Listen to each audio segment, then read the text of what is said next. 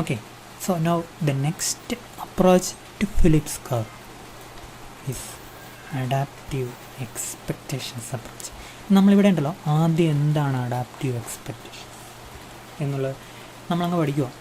അതിന് വേണ്ടിയിട്ട് ഒരു ചെറിയ ഇക്വേഷനൊക്കെ ഉണ്ട്. പക്ഷേ ഇത് ശരിക്കും അത്രയും ആവശ്യമൊന്നുമില്ല. നമ്മൾ പരീക്ഷയ്ക്ക് ഒരു സിലബസ് ഇട്ടേക്കുന്നതിൻ്റെ അകത്ത് നമുക്ക് അത് എസ് ആയിട്ട് ചോദിക്കും. ഒരു അപ്രോച്ചായിട്ട് മാത്രം അതിനെ മനസ്സിലാക്കുക. എന്നിട്ട് അതിനെ നമ്മളുണ്ടല്ലോ എക്സ്പെക്റ്റേഷൻ ഓഗ്മെൻറ്റഡ് ഫിലിപ്സ് കർവ് എന്ന് പറയുന്ന ഒരു സംഭവത്തിലേക്ക് നമ്മളങ്ങനെ ടൈ ചെയ്താണ്. ഇത് തമ്മിലുള്ള റിലേഷൻ എന്താണ് നമ്മൾ ടൈ ചെയ്ത് കാണിക്കണം. അത് നമ്മുടെ ജോലി ചെയ്താണ്. അപ്പോൾ ആദ്യമേ നമ്മൾ അഡാപ്റ്റീവ് എക്സ്പെക്റ്റേഷൻ എന്താണ്, അപ്പം നമ്മുടെ നമുക്കൊരു പ്രതീക്ഷയുണ്ട്. ആ പ്രതീക്ഷയ്ക്കനുസരിച്ചാണ് കാര്യങ്ങൾ വരുന്നതെങ്കിൽ നമ്മൾ നമ്മുടെ കാര്യങ്ങളൊന്നും മാറ്റുകയില്ല. പക്ഷേ പ്രതീക്ഷയ്ക്ക് അപ്പുറത്താണ് കാര്യങ്ങൾ വരുന്നതെങ്കിൽ നമ്മൾ പെട്ടെന്ന് റെസ്പോണ്ട് ചെയ്യും. അതാണ് അഡാപ്റ്റീവ് എക്സ്പെക്റ്റേഷൻ. അപ്പോൾ അത് ഒരു ഇക്കണോമിക്സിൻ്റെ ആംഗിളിൽ ഫിലിപ്സ് കർവിൻ്റെ ആംഗിൾ എങ്ങനെ വർക്ക് ചെയ്യും നമ്മൾ പഠിക്കേണ്ടി വരും. Adaptive expectations the models approach to the Phillips curve which is also called expectations augmented Phillips curve ഉണ്ടോ. ഇങ്ങനെയൊരു ഡയഗ്രം നമ്മൾ പഠിച്ചു. ലോങ് റൺ ഫിലിപ്സ് കർവ് എന്നൊരു സംഭവമുണ്ട്. നമ്മളിതുവരെ ഷോർട്ട് റൺ ഫിലിപ്സ് കർവ് മാത്രമാണ് പഠിച്ചത്. പിന്നെ അതിൻ്റെ അകത്ത് എക്സ്പെക്റ്റേഷൻ ഓഗ്മെൻറ്റഡ് ഫിലിപ്സ് കർവ് എന്താണ്, അതിൻ്റെ ഒരു വർക്കിംഗ് എന്താണ് നമ്മൾ പഠിക്കും കേട്ടോ. അതിൻ്റെ ലോജിക്ക് അവിടെ എഴുതി വെച്ചേക്കുന്നത് നമുക്ക് പഠിക്കാൻ എളുപ്പത്തിലുണ്ട്. സെയിം ഡയഗ്രം അവിടെ ഇട്ടേക്കുന്നത് കാരണം നമുക്ക് അങ്ങോട്ടും ഇങ്ങോട്ടും എപ്പോഴും ഓടണ്ടല്ലോ ഡയഗ്രം നോക്കാൻ വേണ്ടിയിട്ട്. അതുകൊണ്ട് സെയിം ഡയഗ്രം തന്നെയാണ് നമ്മുടെ അവിടെ ഒരു ബോക്സ് വന്നേക്കുന്നത്. ഓക്കെ, സോ പിന്നെ അതിൻ്റെ പ്രധാനപ്പെട്ട പോയിൻ്റൊക്കെ വെച്ചിട്ട് നമ്മൾ അഡാപ്റ്റീവ് എക്സ്പെക്റ്റേഷൻസ് എങ്ങനെയാണ് ഫിലിപ്സ് കർവിനെ സ്വാധീനിക്കുന്നത്, ലോങ് റൺ ഫിലിപ്സ് കർവ് എങ്ങനെ ക്രിയേറ്റ് ചെയ്യും, ഇങ്ങനെയുള്ള കാര്യങ്ങളാണ് നമ്മൾ ജസ്റ്റ് നോക്കുന്നത്. ശരിക്കും ഇത് നമ്മൾ പഠിക്കാനുള്ള ഒരു പ്രധാനപ്പെട്ട ഫിലിപ്സ് കർവ് മോണിറ്ററിസ്റ്റ് ഫിലിപ്സ് കർവാണ്. അത് ഫ്രീഡ്മാനും എഡ്മൺ ഫെലിപ്സ് എന്ന് പറയുന്ന അദ്ദേഹത്തിൻ്റെ സഹപ്രവർത്തകനും കൂടി ക്രിയേറ്റ് ചെയ്ത ഒരു ഫിലിപ്സ് കർവാണ്. അതിൻ്റെ ഒരു തുടക്കമാണ് ഈ അഡാപ്റ്റീവ് എക്സ്പെക്റ്റേഷൻസ് ഫിലിപ്സ് കർവ് അല്ലെങ്കിൽ അഡാപ്റ്റീവ് എക്സ്പെക്റ്റേഷൻസ്. ഓക്കെ, നമുക്ക് നോക്കാം എന്താണ് adaptive expectations. Adaptive expectations in economics is a hypothesized process by which people form their expectations about what will happen in the future based on what has happened in the past. ശരിയല്ലേ? നമ്മളും അങ്ങനെയല്ലേ? പരീക്ഷയ്ക്ക് prepare ചെയ്യുമ്പോഴത്തേക്കും കഴിഞ്ഞ കൊല്ലം എന്താണ് ചോദിച്ചത്, ഈ വർഷം എന്ത് ചോദിച്ചു, അടുത്ത വർഷം എന്ത് അതിൽ നിന്ന് ചോദിക്കും എന്ന് നമ്മൾ അടുത്ത വർഷം പരീക്ഷ എഴുതുന്നെങ്കിലേ നമ്മളതൊക്കെ നോക്കിയല്ലേ പോകുന്നത്. നമുക്കൊരു പ്രതീക്ഷയുണ്ട്. ഈ പ്രതീക്ഷ എന്തിനെ ആശ്രയിച്ചിരിക്കുന്നത്? വെറും പ്രതീക്ഷയാണോ? അല്ല, പാസ്റ്റ് എക്സ്പീരിയൻസിൻ്റെ ബേസിലല്ലേ നമ്മൾ പ്രതീക്ഷിക്കുന്നത്. അപ്പോൾ ആ ഒരു എക്സ്പെക്റ്റേഷൻസിനോട് നമ്മളങ്ങ് അഡാപ്റ്റ് ചെയ്ത് പോകുന്ന ആ ആംഗിളിന് പറയുന്ന പേരാണ് അഡാപ്റ്റീവ് എക്സ്പെക്റ്റേഷൻസ്. ഓക്കെ, അപ്പോൾ ആദ്യം എന്താണ് അഡാപ്റ്റീവ് എക്സ്പെക്റ്റേഷൻ നമ്മൾ മനസ്സിലാക്കും. ഇനിയുള്ള ഫിലിപ്സ് കർവിന് മുഴുവനും ആൾക്കാർ ഇൻഫ്ലേഷൻ ഇത്ര കണ്ട് വരും, 3% ഇത്ര കണ്ട് വരും എന്ന് കണ്ട് കാര്യം 3% ഇൻഫ്ലേഷൻ വരും എന്ന് പറഞ്ഞാൽ 3% എൻ്റെ കൂലി കൊട്ടി തരാൻ ഞങ്ങൾക്ക് സമരം ചെയ്യും, എല്ലാവരും സമരം ചെയ്യും, തൊഴിലാളികളെല്ലാം സമരം ചെയ്യും. അപ്പം അതിനനുസരിച്ച് അപ്പം കൂടുതൽ എംപ്ലോയ്മെൻറ്റ് വരത്തില്ല. അതേസമയം 6% ഇൻഫ്ലേഷൻ വരുവാണ്. ഞാൻ 3% പ്രതീക്ഷിച്ചുള്ളൂ, ഞാൻ 3% ഡിമാൻഡ് ചെയ്തു, 6% ഇൻഫ്ലേഷൻ വന്നു. അപ്പോൾ അതിനനുസരിച്ച് കൂടുതൽ സാധനങ്ങളുടെ വില കൂടി, അതിനുള്ള കൂടുതൽ പ്രൊഡക്ഷൻ നടത്തി, എംപ്ലോയ്മെൻറ്റ് നടത്തി, അൺഎംപ്ലോയ്മെൻറ്റ് കുറഞ്ഞു. 6 ആളുകൾ പ്രതീക്ഷിക്കാത്തത് കൊടുക്കണമെന്നാണ് ഗവൺമെൻറ്. ആര് പറയുന്നത്? പോളിസി മേക്കേഴ്സ് എന്ന് പറയുന്നത്. ഈ ലൈനിലുള്ളൊരു അപ്രോച്ചാണ് നമ്മളിനി കാണാൻ പോകുന്നത്. ആളുകളുടെ എക്സ്പെക്റ്റേഷൻ അനുസരിച്ച് ഗവൺമെൻറ് എന്തെങ്കിലും പോളിസി നടത്തുവാണെങ്കിൽ ഒരു മാറ്റവും വരികയില്ലെന്നാണ് പറയുന്നത്. മറിച്ച് എക്സ്പെക്റ്റേഷന് അപ്പുറത്തേക്ക് ഗവൺമെൻറ് എന്തെങ്കിലും പോളിസികൾ കൊണ്ടുവരികയാണെങ്കിൽ തീർച്ചയായിട്ടും ഗവൺമെൻറ് പ്രതീക്ഷിക്കുന്ന, സെൻട്രൽ ബാങ്ക് പ്രതീക്ഷിക്കുന്ന ഒരു ഔട്ട്കം അവിടെ ഉണ്ടാകുമെന്നാണ് പറയുന്നത്. അപ്പോൾ ആ ഒരു ലൈൻ ഓഫ് തോട്ടാണ് നമ്മളിവിടെ സ്വീകരിക്കേണ്ടത്. എന്താണ് അഡാപ്റ്റീവ് എക്സ്പെക്റ്റേഷൻസ്? നമ്മളൊന്നുകൂടെ നോക്കാം. Adaptive expectations in economics is a hypothesized process by which people form their expectations. People form their expectations about the future and about what will happen in the future based on what has happened in the past. Okay, simple, logical, നമ്മുടെ life എക്സ്പീരിയൻസിൻ്റെ ബേസിലുള്ളൊരു കുഞ്ഞു concept അല്ലേ. Then adaptive expectations approach gives importance to past events. Importance to what? Importance to past events in predicting future events. Predicting inflation using inflation expectation is a popular explanation of practice. അപ്പോൾ ഇവിടെ നമ്മൾ ഇതെല്ലാം നിത്യജീവിതത്തിലെ ലൈഫിലുമായിട്ട് ബന്ധപ്പെട്ട കാര്യങ്ങൾ നമ്മൾ കണ്ടുകൊണ്ടുപോയി. ഇൻഫ്ലേഷനുമായിട്ട് ഇതിന് എന്താണ് ബന്ധം? ഫിലിപ്സ് കർവിനുമായിട്ട് എന്താണ് ബന്ധം? അതിതാണ് ബന്ധം. നമ്മുടെ ഇൻഫ്ലേഷന് നമ്മൾ എത്രയാണോ വരാൻ പോകുന്നത് അതിനനുസരിച്ച് നമ്മളൊരു പ്രതികരണം നടത്തും അല്ല. ഇൻഫ്ലേഷൻ ഭയങ്കര കൂടുതലാണെങ്കിൽ നമ്മൾ പോയി സ്വർണ്ണം മേടിക്കും, പൈസ കയ്യിലുണ്ടെങ്കിൽ. അപ്പോൾ സ്വർണ്ണം മേടിക്കും, അത് ഇൻഫ്ലേഷനെ രക്ഷപ്പെടാൻ വേണ്ടിയിട്ട്, ശരിയല്ലേ? അല്ലെങ്കിൽ നമ്മൾ കൂടുതൽ കാശ് കയ്യിൽ വെക്കും പെരയൊക്കെ പണിയാൻ വേണ്ടിയിട്ട്. ഒരു സെക്കൻഡേ. അപ്പോൾ അങ്ങനെ ആളുകൾക്കൊരു എക്സ്പെക്റ്റേഷനുണ്ട് ഇൻഫ്ലേഷൻ അനുസരിച്ച്, പഴയ ഇൻഫ്ലേഷൻ്റെ ബേസിൽ. അപ്പോൾ അതനുസരിച്ച് നമ്മൾ നമ്മുടെ കാര്യങ്ങൾ പ്രവർത്തിച്ച് ആക്ടിവിറ്റീസ് ടൈലർ ചെയ്യും എന്നാണ് അഡാപ്റ്റീവ് എക്സ്പെക്റ്റേഷൻ ഗ്രൂപ്പ് പറയുന്നത്. Is a popular explanation of a common example is for predicting inflation. If the past inflation trends are higher, the people may expect the same higher level of inflation in the near future as well. ഇനി നമ്മൾ പറയുക a simple formula of adaptive expression is there, that means P is equal to P minus 1 plus lambda into P minus 1. അപ്പോൾ P എന്ന് പറഞ്ഞാൽ next year നമ്മൾ പ്രതീക്ഷിക്കാവുന്ന inflation ഉണ്ടോ? Next years ഇല്ല, inflation rate നമ്മൾ അടുത്ത വർഷം നമ്മുടെ ഇൻഫ്ലേഷൻ റേറ്റ് എന്തായിരിക്കും നമ്മൾ പ്രതീക്ഷിക്കുക എക്സ്പെക്റ്റ് ചെയ്യുക.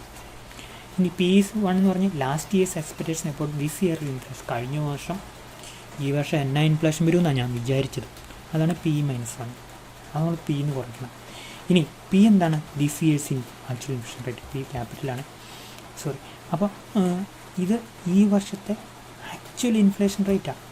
ഇനി ഇത് എന്ന് പറഞ്ഞാൽ കഴിഞ്ഞ വർഷം ഈ വർഷം എന്ത് ഇൻഫ്ലേഷൻ ഉണ്ടാവുമെന്ന് ഞാൻ പ്രതീക്ഷിച്ചതാണ്, എൻ്റെ പ്രതീക്ഷയായിരുന്നു ഇത് കഴിഞ്ഞ വർഷത്തെ. അപ്പം ഇനി അതിൽ നിന്ന് എനിക്ക് എത്രമാത്രം തെറ്റുപറ്റി മാറി കറക്റ്റായി, അതാണ് ഈ lambda. Okay, so in the above equation P is the next year's rate of inflation, next year's എൻ്റെ ഇൻഫ്ലേഷൻ, കഴിഞ്ഞ വർഷത്തെ ഈ വർഷം എന്ത് ഇൻഫ്ലേഷൻ വരും എന്നുള്ളതിനെക്കുറിച്ച് എൻ്റെ പ്രതീക്ഷ പ്ലസ് എനിക്ക് അത്ര കറക്റ്റായി into P minus 1 in the, okay, so currently expected P minus 1 is the last year's expression about this year's inflation rate and P is this year's actual rate of inflation. Okay, value of land lies between 0 and 1. According to the equation, current expectations of future inflation rate depends upon past expectation and an error adjustment time which current expectations are raised or lowered according to the gap between actual inflation and previous. The symbol lambda depends on how much we are off last year's versus this year. Then, so that is about this simple equation. And again, remember that we have to explain adaptive expectation. That says this year our expectation about the future depends upon our past, okay, the past experience. Now we are going to see how these adaptive expectations work under the monetarist approach. അപ്പോൾ മോണിറ്ററിസ്റ്റ് approach ഞാൻ ആരുടെയെന്ന് അറിയാം, ശരിക്കും Friedman നമ്മൾ കണ്ടതാണ്, Phelps, അന്ന squats, Jacob എന്നൊക്കെ പറഞ്ഞ കുറേ ആൾക്കാരുണ്ട് മോണിറ്ററിസ്റ്റ്. അവർ ഈ ഫിലിപ്സ് കർവിനെ ഭയങ്കരമായിട്ട് അങ്ങ് അഡാപ്റ്റ് ചെയ്തു, അങ്ങ് എക്സ്പ്ലെയിൻ ചെയ്തു, ഇൻ്റർപ്രറ്റ് ചെയ്തു. കാരണം എന്ന് വെച്ചിട്ടുണ്ടല്ലോ, actually what is a Phillips curve? It says that it says tries to connect a relationship between inflation and unemployment. So inflation is a super event that engulf of the entire economy. അപ്പോൾ അങ്ങനെ വരുമ്പം inflation മണിയായിട്ട് ബന്ധപ്പെട്ട, അതുകൊണ്ട് തന്നെ Friedman എടുത്ത് ഇടപെടാതിരിക്കാൻ പറ്റില്ല. അപ്പോൾ ഫ്രീഡ്മാൻ്റെ കോണ്ടെക്സ്റ്റിൽ ഇവിടെ അദ്ദേഹത്തിൻ്റെ കോൺസെപ്റ്റ് ഇവിടെ ഇൻട്രൊഡ്യൂസ് ചെയ്തു, ഫ്രീഡ്മാൻ്റെ explanation about inflation, Phillips curve.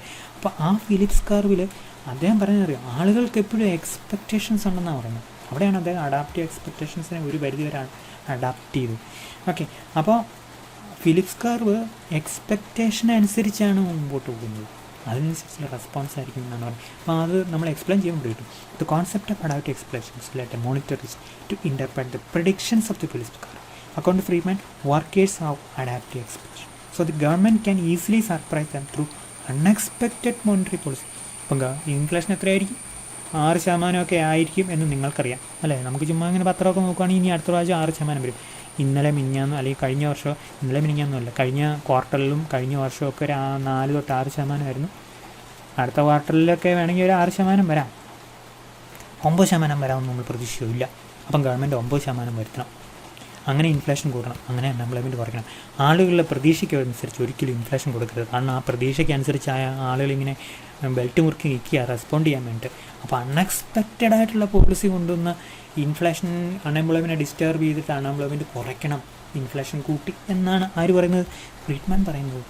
അപ്പോൾ ആളുകളുടെ എക്സ്പെക്റ്റേഷൻസ് അനുസരിച്ചാവരുത് എന്നാണ് പറഞ്ഞത്. അപ്പോൾ അതാണ് നമ്മുടെ ഒരു ഈ നമ്മളെ ശരിക്കും പറയുകയാണെങ്കിൽ മോണിറ്ററിസ്റ്റ് അപ്രോച്ചിൻ്റെ ഒരു കാതലതാണ്. അതിലേക്ക് നോക്കാം. As agents are trapped by money illusion. ആളുകൾക്ക് മണി ഇല്യൂഷൻ ഉണ്ട്, കുറച്ചൊക്കെ ഉണ്ട്. They are unable to correctly catch the prices and wage implication from that. ഏകദേശമൊക്കെ നമ്മുടെ ഇൻകത്തിൻ്റെ നമ്മുടെ വരുമാനത്തിൻ്റെ കപ്പാസിറ്റി കുറഞ്ഞു നമുക്ക് മനസ്സിലാക്കാം. കൃത്യമായിട്ട് മനസ്സിലാക്കാൻ അവർക്ക് പറ്റില്ല. അപ്പോൾ അതിന് മുകളിലൊരു ഇൻഫ്ലേഷൻ കൊണ്ടുവരും. So if the government forces higher inflation rate, unemployment can be reduced. ആളുകൾ 6% ഇൻഫ്ലേഷൻ പ്രതീക്ഷിച്ചുകൊണ്ടിരിക്കുന്നത്. 6% അനുസരിച്ച് അവർ വേജ് റേറ്റ് കൂട്ടാൻ പറയും. അപ്പോൾ ഗവൺമെൻറ് എന്ത് ചെയ്യുന്ന അറിയോ? ഗവൺമെൻറ് അങ്ങോട്ട് 9% ഇൻഫ്ലേഷൻ വരണം. അപ്പോൾ അതനുസരിച്ച് സാധനങ്ങളുടെ വില കൂടും, പ്രൊഡ്യൂസേഴ്സിന് ലാഭം വരും. കാര്യങ്ങൾ ആദ്യം തൊട്ട് ഞാൻ പറയാം. പ്രൊഡ്യൂസർ ഇൻവെസ്റ്റ് ചെയ്യും, പ്രൊഡ്യൂസേഴ്സ് കൂടുതൽ തൊഴിലാളികളെ അഡോപ്റ്റ് ചെയ്യും, എംപ്ലോയ്മെൻറ്റ് കൂടും, അൺഎംപ്ലോയ്മെൻറ്റ് കുറയും. കുറച്ച് കഴിയുമ്പോൾ ആളുകൾ തന്നെ അറിയോ, നമ്മുടെ 6 9% കൂടി, എനിക്ക് കൂടുതൽ കൂലി വേണമെന്ന് പറഞ്ഞ് സമരം ചെയ്യും. ഇപ്പോൾ ലോങ് റണ്ണിൽ ഈ ട്രേഡ് ഓഫ് ഉണ്ടാവുകയില്ല. അതാണ് ആര് പറയുന്നത്? ഈ മോണിറ്ററിസ്റ്റ് പറയുന്നത്. Okay, so if the government forces higher inflation unemployment can be reduced. So this is the typical Phillips curve proposed by the monetarist. ഇവിടെ എന്താണ് സംഭവിക്കുന്നത്? നമ്മൾ നോക്കുക, നമുക്കിവിടെ 2 തരത്തിലുള്ള ഫിലിപ്സ് കർവ് കാണും. ഒന്ന് SRPC, 2 LRPC. ബാക്കിയെല്ലാം സെയിമാണ്. ഒരിടത്ത് ഇൻഫ്ലേഷൻ വേറെടുത്ത് അൺഎംപ്ലോയ്മെൻ്റ് ഉണ്ട്. എന്താണ് SRPC? Short run Phillips curve എന്നാണ് അതിൻ്റെ എക്സ്പാൻഷൻ. ഇത് ഷോർട്ട് റൺ ഫിലിപ്സ് കർവ് 1 ആണ്, 2 ആണ്, 3 ആണ്. ഇത് ലോങ് റൺ ഫിലിപ്സ് കർവ് ആണ്. ഓക്കെ, കിട്ടിയല്ലോ. ലോങ് റൺ ഫിലിപ്സ് കർവിന് ഒരു വെർട്ടിക്കൽ ഷേപ്പ് അല്ലേ? അപ്പോൾ അതിൻ്റെ അർത്ഥം എന്താ? ഈ 5% അൺഎംപ്ലോയ്മെൻറ്റ് എപ്പോഴും ഉണ്ടായിരിക്കും, എപ്പോഴും ലോങ് റണ്ണിൽ ഉണ്ടായിരിക്കും, എത്രയൊക്കെ ഇൻഫ്ലേഷൻ വന്നാലും. So there is no trade off അല്ലേ? There is no trade off in the long run. So this is the long run rate, long run unemployment rate, okay, or the natural rate of unemployment. You can call it in different way, rate of unemployment. ഇപ്പോൾ നമുക്ക് പരീക്ഷയ്ക്ക് ഇങ്ങനെ പല രീതി ചോദിക്കും. Natural rate of unemployment, long run unemployment, okay, expectations മെൻ്റഡ് long run unemployment, ഇങ്ങനെ പല കാര്യങ്ങൾ, അല്ലെങ്കിൽ മോണിറ്ററിസ്റ്റ് അൺഎംപ്ലോയ്മെൻറ്റ്, ഇങ്ങനെ പല രീതിയിൽ നമുക്കങ്ങനെ പരീക്ഷയ്ക്ക് ചോദിക്കും. അപ്പോൾ എല്ലാ സംഭവം ഏകദേശം ഒരുപോലെയാണ്, അല്ലെങ്കിൽ അങ്ങനെ ഇൻ്റർപ്രറ്റ് ചെയ്യാം. Long run Phillips curve vertical ഷേപ്പാണ്, വെർട്ടിക്കൽ ഷേപ്പാണ്. ഇങ്ങനെയുള്ള കാര്യങ്ങളൊക്കെ മനസ്സിലുണ്ടായിരിക്കണം. ഓക്കെ, ഇപ്പം നമ്മളൊക്കെ അധ്യാപകരൊക്കെ ആണെങ്കിൽ ഇതൊക്കെ പഠിപ്പിക്കുമ്പോൾ ഭയങ്കര അവർക്ക് നന്നായിട്ട് പിടി കിട്ടും, അവരത് ഡിഫറൻഷ്യേറ്റ് ചെയ്യും. പക്ഷേ കുട്ടികളാകുമ്പോൾ നമ്മൾ ആ പ്രോസസ്സ് കൂടെ ആദ്യമായിട്ട് കടന്നു പോകുകയാണല്ലോ. അപ്പോൾ അതുകൊണ്ട് സ്വാഭാവികമായിട്ട് എന്ത് സംഭവിക്കും? ഇപ്പോൾ വരാം, ഒരു സെക്കൻഡ്. എന്നെ വിളിച്ചില്ല.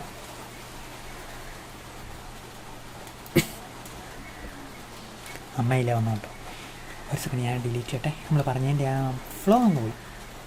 അതുകൊണ്ട് നമുക്ക് വീട്ടിൽ എല്ലാവരും നമുക്ക് സംസാരിക്കേണ്ട ഇടയ്ക്കൊക്കെ വരും, സാരമില്ല, ഡിലീറ്റ് ചെയ്തോട്ടെ. ഓക്കെ, വ്യൂ എടുത്തു, ട്രീറ്റ് മോഡ് എടുത്തു. ഒരു 2 വർഷം കഴിഞ്ഞ് നിങ്ങൾക്കും ടീച്ച് ചെയ്യാനുള്ള അവസരം കിട്ടിക്കഴിഞ്ഞാൽ ഇങ്ങനെയൊക്കെ ചെയ്യണമെന്ന് പിടി കിട്ടുമല്ലോ. ഇങ്ങനെയൊക്കെ നമ്മൾ ഓൺലൈൻ ക്ലാസ് എന്ന് പറയുന്നതേ പങ്കെടുക്കുന്നതിനേക്കാളും ബുദ്ധിമുട്ട് നടത്താനാണ് എന്ന് പറഞ്ഞ് ഞാൻ ഭയങ്കര ആളെന്നല്ല പറഞ്ഞു. അല്ലെങ്കിൽ അധ്യാപകർ സാറിനൊക്കെ ശമ്പളം കിട്ടുന്നില്ല, സാറങ്ങ് സഹിച്ച് എന്നല്ല. ശരിക്കും പറഞ്ഞാൽ അത് ഇച്ചിരി പാടൊന്നുമില്ല, എന്നാലും ഓഫ്ലൈനാണ് എളുപ്പം. പിന്നെ നിങ്ങളുടെ മുഖമൊക്കെ നോക്കി നിങ്ങൾ ശ്രദ്ധിക്കുന്നുണ്ടോ എന്ന് നോക്കാൻ പറ്റും. ഇവിടെ അതുമെല്ലാം പറ്റുമോ? ചിലപ്പം നമ്മൾ കട്ടിലേ കിടന്നായിരിക്കും കാണുന്നത്, അതിനിടയ്ക്ക് നമ്മൾ ഉറങ്ങിപ്പോവായിരിക്കും, അങ്ങനെ എന്തെല്ലാം കാര്യങ്ങളുണ്ട്. അതിനേക്കാളും പോട്ടെ, നമുക്ക് കണക്ഷൻ കിട്ടുന്നില്ല, അതാണ് എൻ്റെ ഏറ്റവും വലിയ പ്രശ്നം. ഉറങ്ങിപ്പോകുന്നൊരു കുഴപ്പമില്ല കേട്ടോ, നാച്ചുറൽ. നമുക്ക് കണക്ഷൻ കിട്ടുന്നില്ലെന്നാണ് ഏറ്റവും വലിയ പ്രശ്നം. എൻ്റെ വോയിസ് ചിലപ്പം കിട്ടുകയില്ല, ചിലപ്പം പ്രസൻറ്റേഷൻ കിട്ടുകയില്ല, അങ്ങനെയുള്ള ഒത്തിരി ഡിഫിക്കൽട്ടീസ് നമ്മൾ നേരിടും. ചോദിച്ചൊക്കെയാണെങ്കിൽ ഓൺലൈനാണ് ഭയങ്കര ഭേദം. പഠിപ്പിക്കുന്നതാണെങ്കിലും പഠിക്കുന്നതാണ് കുട്ടികളിലായെങ്കിലും. ഓക്കെ, നമ്മൾ ഇൻഫ്ലേഷൻ എക്സ്പെക്റ്റേഷൻസ് അല്ല എക്സ്പെക്റ്റേഷൻ ഓഗ്മെൻറ്റ് ഫിലിപ്സ് കർവിനെ കുറിച്ചാണ് നമ്മൾ പറഞ്ഞത്. നമ്മൾ പറഞ്ഞുകൊണ്ടിരുന്നതിനിടയ്ക്ക് വഴി മാറിപ്പോയി. ഓക്കെ, സോ ഈ ഫിലിപ്സ് കർവ് നമ്മൾ വരയ്ക്കുമ്പോഴേ ശ്രദ്ധിക്കേണ്ട കേസ് നമ്മൾ പറഞ്ഞില്ല, ഷോർട്ട് റൺ ഫിലിപ്സ് കർവ് ഉണ്ട് 1 2 3. നമ്മൾ അതിൻ്റെ ഒരു വ്യത്യാസം എന്നാന്ന് പറയാം. ഈ ഫിലിപ്സ് കർവ് താഴോട്ട് വരുമോ അല്ലേ? അങ്ങനെ നമ്മൾ വിചാരിക്കും. ഇവിടെ അങ്ങനെ താഴോട്ടൊന്നും വരുന്നില്ല. ഇത് 3 ഫിലിപ്സ് കർവാണ്, 2 ഫിലിപ്സ് കർവാണ്, ഷോർട്ട് റണ്ണില്ല. ഇവിടെ നിന്ന് ഇങ്ങോട്ട് വരുമ്പോൾ എന്താണ് ഇച്ചിരി മെച്ചം വ്യത്യാസം നമുക്കിവിടെ നോക്കാം. ഇതാണ് 5% എന്ത് അൺഎംപ്ലോയ്മെൻറ്റ്, ശരിയല്ലേ? 5% അൺഎംപ്ലോയ്മെൻറ്റ്, ഇൻഫ്ലേഷൻ കേട്ടോ, തെറ്റിപ്പോരാ. ഈ 5% ഇൻഫ്ലേഷനിൽ ഈ SRPC 3 ഇത്രയും കണ്ട അൺഎംപ്ലോയ്മെൻറ്റ് കാണും 8%. ചുമ്മാ ഏട്ടൻ നമുക്ക് എഴുതിയാൽ 8% അല്ലേ? സോറി കേട്ടോ. ഓക്കെ, അപ്പോൾ അങ്ങനെ പിന്നെ നമ്മൾ അന്നേരം ഫിലിപ്സ് കർവ് താഴോട്ട് ഷിഫ്റ്റ് ചെയ്യുക. അങ്ങനെ ഷിഫ്റ്റ് ചെയ്യുന്നത് നമ്മളിങ്ങനെ ഷിഫ്റ്റ് ചെയ്യാൻ നമുക്കിപ്പോൾ ഇങ്ങോട്ട് വരച്ചാൽ മതി. ഒരു രാജ്യത്തെ സംബന്ധിച്ചാൽ അങ്ങനെ ഫിലിപ്സ് കർവ് ഷിഫ്റ്റ് ചെയ്യുന്നത് എംപ്ലോയ്മെൻറ്റ് ഓപ്പർച്യൂണിറ്റീസ് കൂടി, പുതിയ ഇൻഡസ്ട്രികൾ വന്നു, ഇൻവെസ്റ്റ്മെൻറ്റ് കൂടി, ആളുകളുടെ സ്കില്ല് കൂടി, ഇതൊക്കെ നമ്മൾ ഒരു പ്രാവശ്യം മെൻഷൻ ചെയ്ത. അപ്പോൾ സ്വാഭാവികമായിട്ട് എംപ്ലോയ്മെൻറ്റ് പ്രോസ്പെക്ട്സ് കൂടി. അങ്ങനെ വരുമ്പം അതിന് നമ്മൾ ഇൻസ്റ്റിറ്റ്യൂഷണൽ ഫാക്ടേഴ്സ് എന്ന് പറയും. പിന്നെ തൊഴിലാളികൾ, ട്രേഡ് യൂണിയൻസൊക്കെ കുറഞ്ഞു. അങ്ങനെ വരുമ്പോൾ ഈ ഫിലിപ്സ് കർവ് താഴോട്ട് ഷിഫ്റ്റ് ചെയ്യും. അങ്ങനെ വരുമ്പോഴല്ലോ ഈ 5% ഇൻഫ്ലേഷന് കുറച്ച് അൺഎംപ്ലോയ്മെൻറ്റേ വരുള്ളൂ. ശരിയല്ലേ? പിന്നെയും വേണമെങ്കിൽ ഇങ്ങനെയുള്ള ഫാക്ടേഴ്സ് കൊണ്ട് എന്ത് ചെയ്യും, ഈ SRPC താഴോട്ട് ഷിഫ്റ്റ് ചെയ്യും. അപ്പോൾ ഇത്രയും 3% വരുള്ളൂ.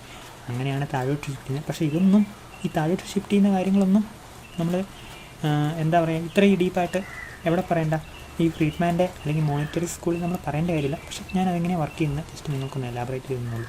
ഡിലീറ്റ് ചെയ്തോട്ടെ, ഈ എടുത്തു ഫ്രീഡ്മാൻഡ്. ഓക്കെ, ഇപ്പോൾ പിടികിട്ടിയുള്ള കാര്യങ്ങൾ അങ്ങനെ ആ ഷോർട്ട് റണ്ണിൻ്റെ നമ്മൾ പിടികിട്ടില്ല. പിന്നെ നമ്മൾ പറയുന്നത് അറിയാം, അടുത്ത പ്രധാനപ്പെട്ട കാര്യം, ഈ 5% ഇൻഫ്ലേഷനിലെ .8 നമ്മുടെ ഒറിജിനൽ ഇക്വിലിബ്രിയം. സോ ഇൻഫ്ലേഷനിലാണ് എംപ്ലോയ്മെൻറ്റ്. എനിക്ക് അങ്ങനെയൊക്കെ മാറിപ്പോകും, നിങ്ങൾ ശ്രദ്ധിച്ചോണം കേട്ടോ. .7 നമ്മുടെ ഇക്വിലിബ്രിയം, SRPC 1. ഓക്കെ, അപ്പോൾ നമ്മൾ ശരിക്കും പറയുകയാണെങ്കിൽ 2% ഇൻഫ്ലേഷനുള്ളൂ. പിന്നെ ഗവൺമെൻറ് ഉണ്ടല്ലോ കൂടുതലായിട്ട് എന്ത് നടത്തുക, മണി സപ്ലൈ നടത്തുക. കൂടുതൽ മണി സപ്ലൈ നടത്തി ഇൻഫ്ലേഷൻ കൂടി. അപ്പോൾ ഇൻഫ്ലേഷൻ കൂടുമ്പോൾ ഗവൺമെൻറ്റിൻ്റെ പോയിന്റിൽ ബിയിലേക്ക് വരും. ഗവൺമെൻറ് പ്രതീക്ഷ അറിയാം, the society is happy at A reduced unemployment rate of 3%. മനസ്സിലായോ? അപ്പോൾ ആളുകളും കുറച്ച് വേജ് റേറ്റ് ഇൻഫ്ലേഷൻ കൂടുതലായിട്ട് വന്നു. അപ്പോൾ അതിനനുസരിച്ച് എന്ത് സംഭവിച്ചു, അൺഎംപ്ലോയ്മെൻറ്റ് റേറ്റ് കുറഞ്ഞു. പിന്നെ ആളുകൾ തന്നെ അറിയാം, അന്നേരം ആളുകൾക്ക് മനസ്സിലായി ഇൻഫ്ലേഷൻ ഭയങ്കര കൂടുതലാണ്, അവരുടെ വേജ് റേറ്റ് അത്ര അങ്ങ് കൂടിയിട്ടില്ല. ഉടനെ അവർ സമരം ചെയ്ത് എന്ത് ചെയ്യും, വേജ് റേറ്റ് കൂട്ടും. വേജ് റേറ്റ് കൂട്ടുമ്പോഴല്ലോ മുതലാളികൾ അല്ലെങ്കിൽ ക്യാപിറ്റലിസ്റ്റിന് പഴയ പോലെ ഈ ഹയർ വേജ് റേറ്റ് എംപ്ലോയ്മെൻറ്റ് കൊടുക്കാൻ പറ്റാതെ വരും. അവരെന്ത് ചെയ്യും, കട്ട് ചെയ്യും employment.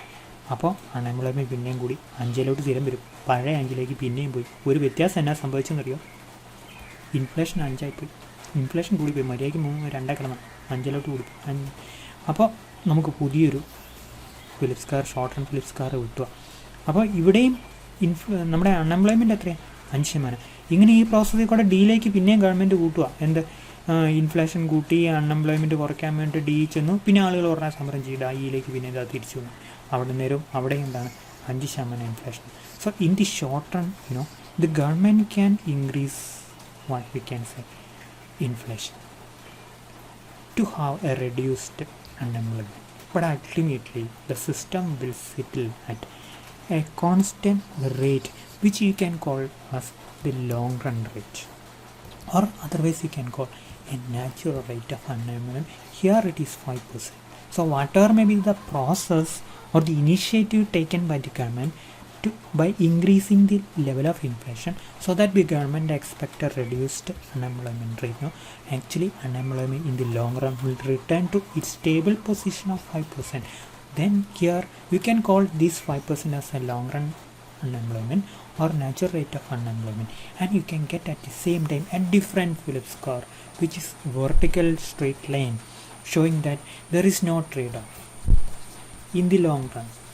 Okay, trade-off are there at a B and D point with respect to short-run Phillips curve, but there is no trade-off in the long run.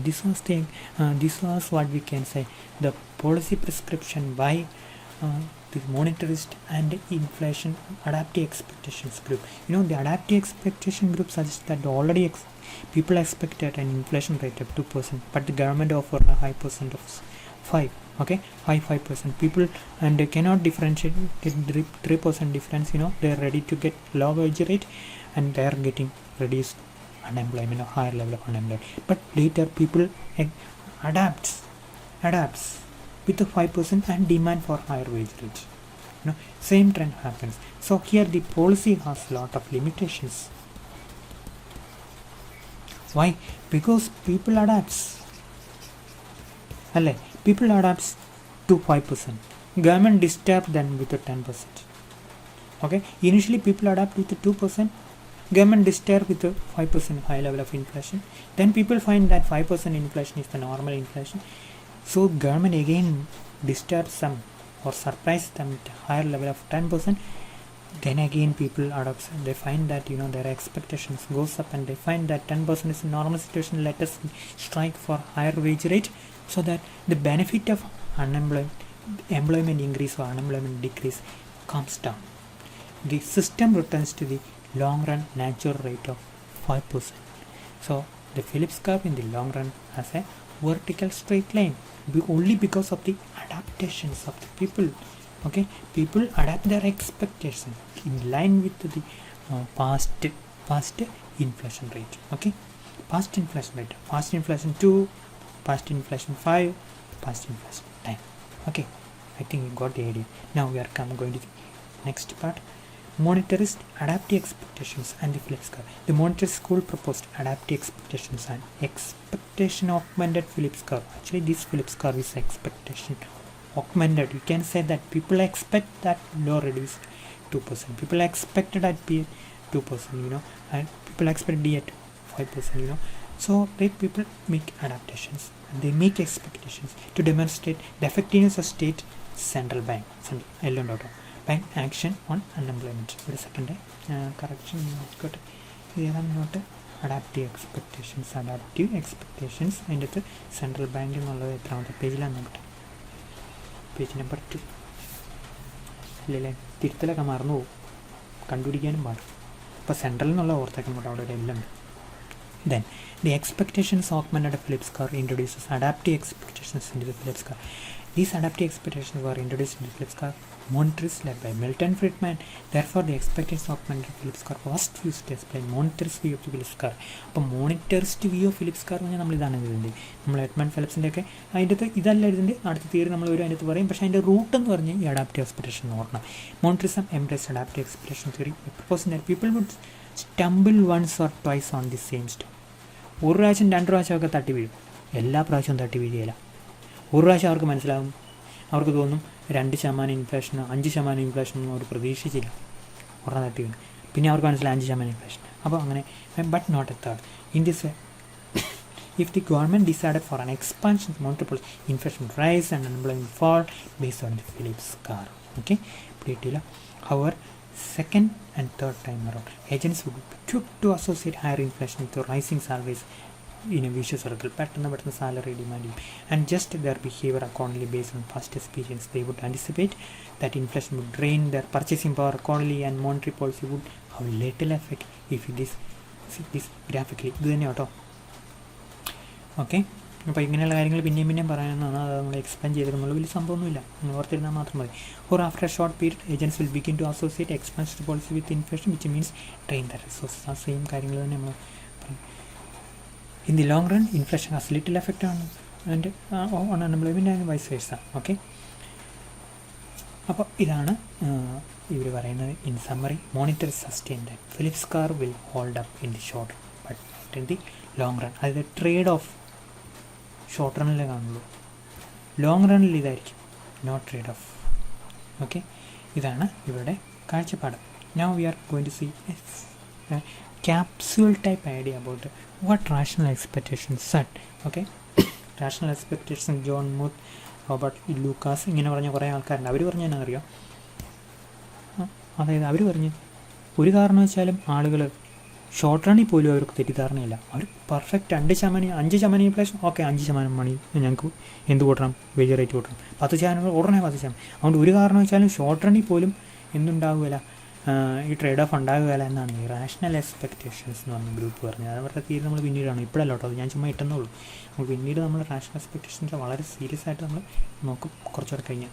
Okay, അപ്പോൾ അതുകൊണ്ട് rational expectation നമ്മളിപ്പോൾ നോക്കുന്നില്ല. പക്ഷേ ഞാൻ ജസ്റ്റ് നിങ്ങൾക്ക് connect ചെയ്യാൻ വേണ്ടി, ഇതിൻ്റെ ഒരു ഗ്രാജുവേഷനാണ്, ഏതായത് മോണിറ്ററിസ്റ്റിൻ്റെ ഒരു ഗ്രാജുവേഷൻ, അടുത്ത സ്റ്റെപ്പാണ് റാഷണൽ എക്സ്പെക്റ്റേഷൻ. മോണിറ്ററിസ്റ്റ് പറഞ്ഞ് ഷോർട്ട് റണ്ണിലൊക്കെ ആളുകൾ സംഭവിക്കുമായിരിക്കും, ഇവർ പറഞ്ഞ് ഷോർട്ട് റണ്ണിൽ പോലും പറ്റുകയില്ല, ട്രേഡ് ഓഫ് ഇല്ല എന്നാണ് ഇവരുടെ ഒരു അപ്രോച്ച്. അപ്പോൾ അത് നമ്മൾ ഇപ്പോൾ കാണും. ഇത് ഏറ്റവും അവസാനം ഇൻഫ്ലേഷൻ അല്ലെങ്കിൽ ഫിലിപ്സ് കർവിൻ്റെ അപ്രോച്ചിൽ ഏറ്റവും അവസാനം നമ്മൾ കാണും. Okay, so that is all about adaptive expectations. അപ്പോൾ ഞാനൊന്ന് ക്ലോസ് ചെയ്തോട്ടെ.